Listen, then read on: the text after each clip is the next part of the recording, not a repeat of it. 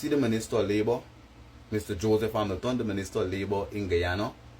This man is a major oppressor and a major gatekeeper that is keeping Guyanese people out from their development. Now, Parliament, brothers and sisters, is about proportional representation, meaning each and every minister, the Minister of Labour, are supposed to represent for the ministry. He's supposed to represent for the labour force. Now, this man has been very quiet, even though we have the nurses fleeing the country. The teachers were striking for a collective of 75 days under this government.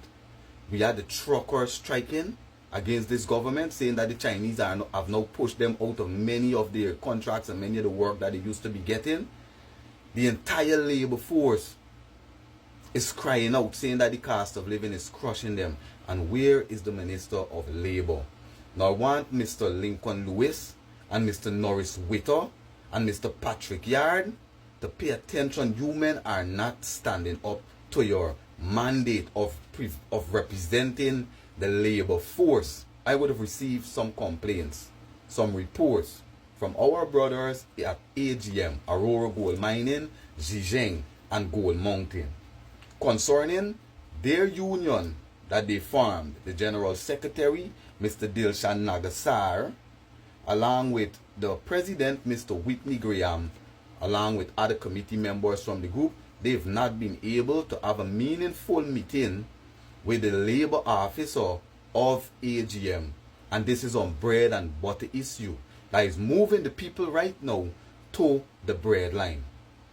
Now, the union at AGM, they would have been sending in their agreement for the labor officer and the labor department to scrutinize and go over their agreement and do negotiations so that some of the issues that are there on the union's agreement can be remedied. And for 2 years, since 2024, they've not been able to have the meeting with the labor officer. It was reported by one of the reps that when the labor officer visits Aurora Gold Mine in Zhejiang and they visit Gold Mountain, the labor officer doesn't even speak to the workers, The labor officer that's supposed to make sure that the labor force are good and comfortable, that their jobs is that they're being treated fairly at the job, that they're being compensated fairly, that they're having sick benefits and all things. The labor officer doesn't speak to the workers. Even the Minister of Labour, Mr. Hamilton, he doesn't really speak to the workers. He speaks to the bosses. So how do they know and understand the struggles of the average man? The government of Guyana has grown arrogant and detached from people, brothers and sisters. Now, some of the stuff that the people would have been asking for in their agreement, Mr. Joseph Hamilton, because I don't know if you're aware, they would have been asking for 20% increase in the salary. Now, let me break down some of these salaries. Now, as a casual or a cook, they're paying, the starting salary is $539 1 hour. Could you imagine you trading an hour of your life for $539, brothers and sisters? These are the salaries that Mr. Hamilton and many of the union heads have Guyanese people subjected to. This is why you see the rest of the world don't have any respect for Guyanese. This is why the Chinese coming in this country and they even beating up Guyanese on camera. Just imagine Chinese in this country owning big supermarket. Can any Guyanese go to China? Does anyone know of a Guyanese in China that own a big supermarket or a big plot of land? This government is running this country backwards. These men are anti-Guyanese. These men open Guyana wide for the internationals. But let me stay on task. So the starting pay is $539 a month. This is for a junior level staff. $539. The normal, a full working day stipulates it's supposed to be 8 hours. Now, even if these people work 10 hours, the salary still is only $5,390 for a day. And the money still being taxed.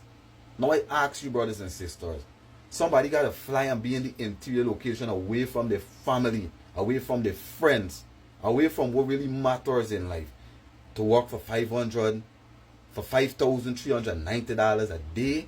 That is what Guyanese worth to you, Mr. Hamilton.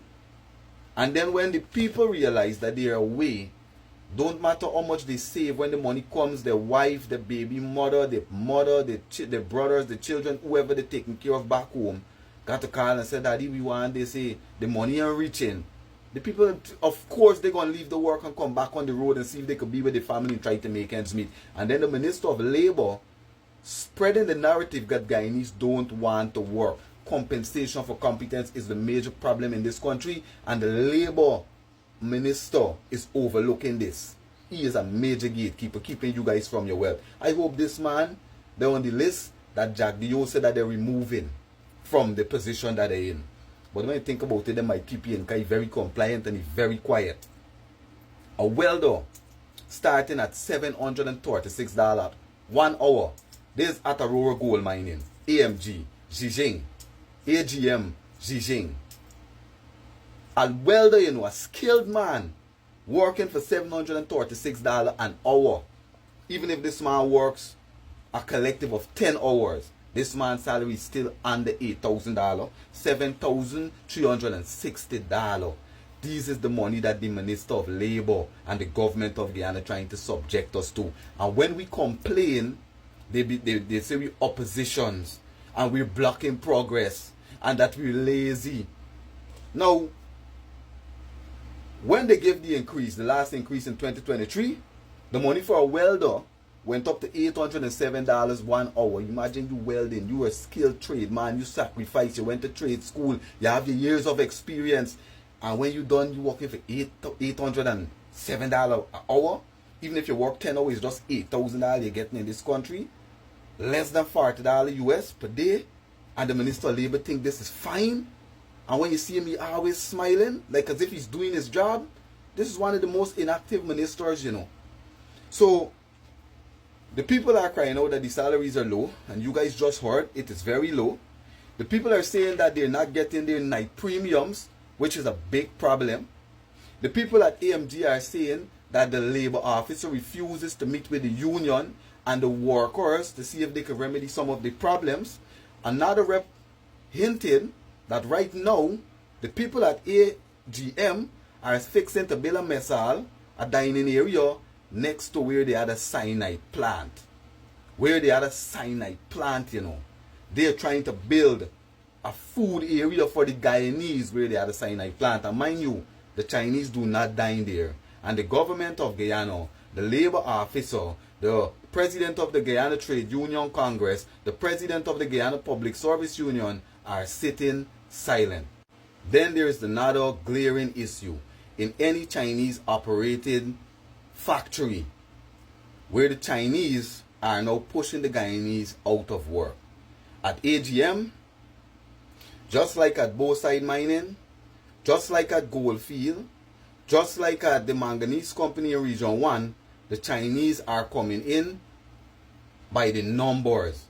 So the people saying up at Gold Mountain there is like 80% Chinese and 20% Guyanese. Down at Zhejiang, it's like 50-50. And the labor officer don't feel like you need to be looking into this. So the people are subjected to low salaries.